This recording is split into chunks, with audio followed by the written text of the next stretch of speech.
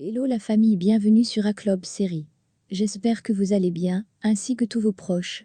Suivez ce nouveau résumé de votre série préférée du moment. Alors, pour vous qui êtes nouveau sur cette chaîne, n'hésitez pas de vous abonner en cliquant sur le pouce rouge en dessous et appuyez sur la cloche de notification pour ne rien manquer, sinon vous serez les gros perdants de cette chaîne. Alors installez-vous confortablement et on se retrouve après les génériques complets.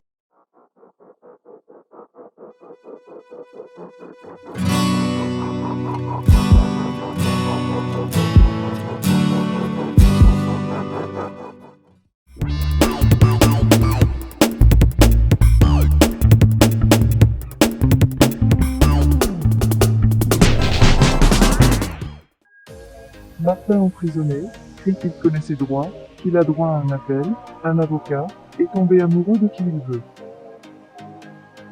Yuridia dit à Sergio qu'il ne comprend pas sa relation avec Martin, car il a déjà tout ce qu'il veut, et ce n'est pas juste pour lui d'appeler le général pour leur faire du mal. Sergio répond s'il l'avait fait, juste au moment où il l'a appelé, pour la faire sortir de prison.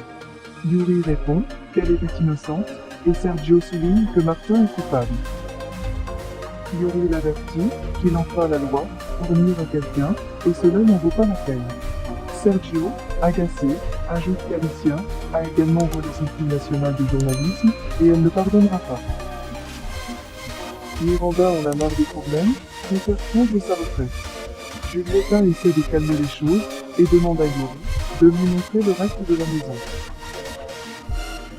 Madame Eva a finalement gagné, dans la maison de Paris. Celui-ci crie avec un mouvement de joie qu'il n'a même pas aidé.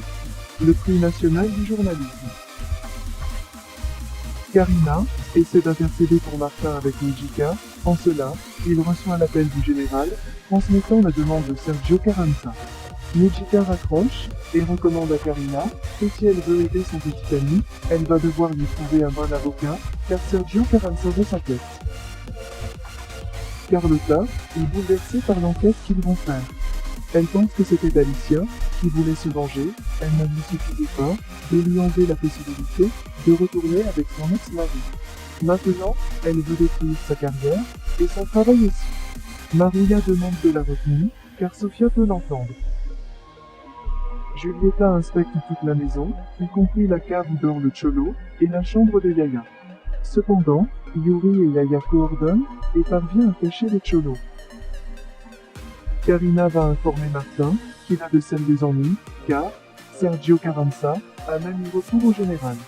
Il lui dit qu'il est temps pour lui d'oublier Alicia parce qu'elle est impliquée dans cet énorme problème. Martin lui demande de le laisser tranquille. Karina accepte et lui demande de se calmer, promet qu'elle fera tout son possible pour que sa vie ici reste supportable. Nicole et Vanessa continuent d'harceler Ariana et le serpent les découvre. Gonzalo va à la maison de Lorena pour arranger les choses avec elle, mais il ne peut pas le faire et elle lui invite la sortie. Madame Eva arrive très heureuse à la maison. Fedora plaisante et demande si elle a trouvé un petit ami. Madame Eva sourit et lui dit que tout le monde n'est pas pareil. Qu'elle est simplement allée régler son avenir, car elle n'a pas l'intention de passer sa vieillesse dans la rue. Alicia demande où elle était, et sa mère lui fait remarquer que ce n'est rien de son affaire. Elle dit à Fedora et Alicia qu'elle ferait mieux de lui faire savoir quand la nourriture est prête.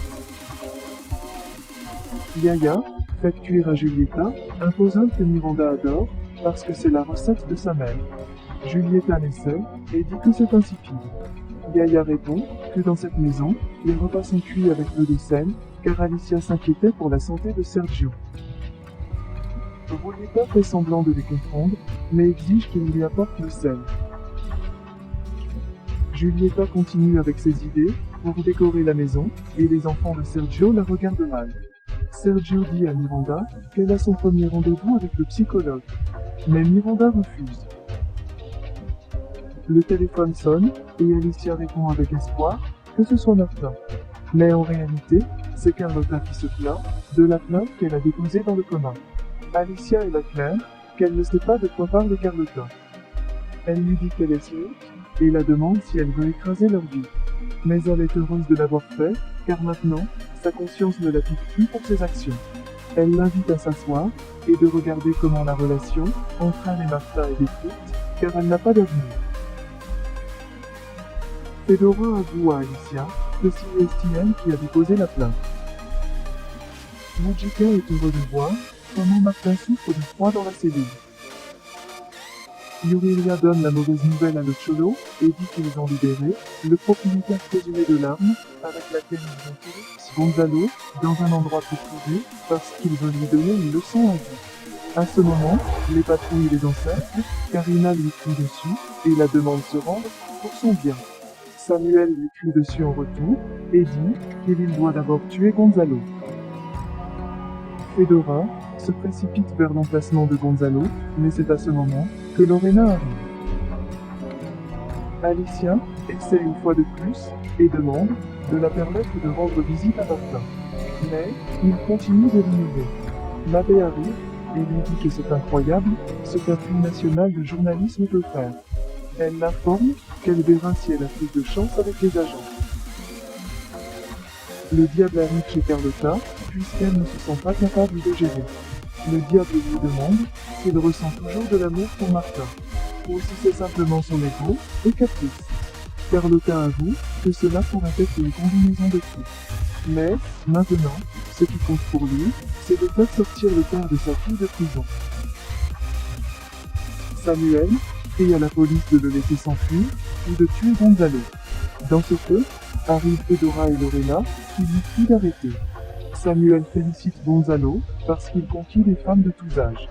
Karina lui demande d'arrêter et de venir à une négociation. Le fils de Fabian l'appelle pour savoir ce qui se passe avec sa mère. Fabian est obligé de lui avouer le diagnostic de Rebecca. Il lui demande de rentrer au Mexique le plus vite possible. Il craint que Rebecca ne se souvienne plus de lui, car l'oubli est implacable. Yuridia court vers la maison familiale pour savoir si le Cholo va bien. Elle l'embrasse devant le regard horrifique de Julieta qui la demande si ce qui l'intéresse c'est l'homme ou le cas. Yuridia répond les deux. Elle a juste besoin du temps pour prouver son innocence. Julieta accepte de garder le secret, mais elle veut une interview exclusive avec le Cholo pour l'inauguration de son nouveau programme. Alicia appelle Sergio pour le réclamer de ce qu'il a fait à Martin. Sergio l'avertit de s'y habituer, car son amant restera en prison aussi longtemps qu'il en aura envie. Mabel avertit Mujika qu'elle va porter une attention particulière à l'enquête de Martin. Il est le produit vedette de son journal et il pense être au sommet du ministère pour vérifier qu'il n'y a pas d'irrégularité. Carlotta arrive au ministère et dit à Alicia quelle est la pire chose qui puisse arriver à Martin. Karina insiste pour négocier avec Samuel et Fedora commence à le distraire, en disant qu'il peut la tuer si c'est ce qu'il veut, mais laisse Gonzalo tranquille. Samuel ne se rend pas compte que Karina l'a entouré et lui tire dans le dos. Samuel reste inerte et Fedora embrasse Lorena en pleurant amèrement, tandis que Gonzalo est encore enflé à cause de ce qui s'est passé. Les agents disent à Carlotta que Martin ne peut pas recevoir des visiteurs, elle lui demande à nouveau, et Alicia en a déjà marre. L'abbé arrive et demande à Alicia de l'accompagner. Martin, dans la cellule, s'inquiète de son situation. Quand ils ouvrent la porte, et Alicia apparaît, ils s'embrassent tous les deux désespérément.